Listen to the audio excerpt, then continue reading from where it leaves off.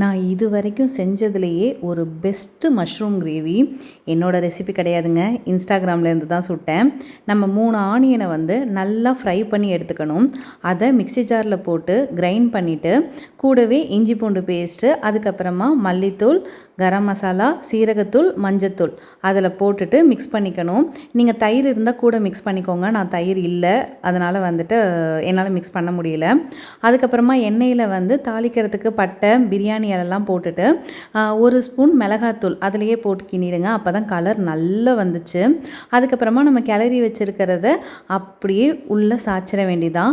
ஒரு 5 நிமிஷம் தான், தண்ணி 1 டம்ளர் ஊற்றி கொஞ்சம் அப்படியே எண்ணெய் பிரிகிற அளவுக்கு ஒரு 5 நிமிஷம் ஹை ஃப்ளேம்லேயும் ஒரு 5 நிமிஷம் லோ ஃப்ளேம்லேயும் விட்டு எடுத்தீங்க அப்படின்னா அவ்வளோ டேஸ்டான மஷ்ரூம் கிரேவி. இதுவரை நான் இப்படி ட்ரை பண்ணதே கிடையாது. எங்கள் வீட்டில் எல்லாரும் புகழ்ந்து தள்ளிட்டாங்க. நீங்களும் ட்ரை பண்ணி பாருங்கள்.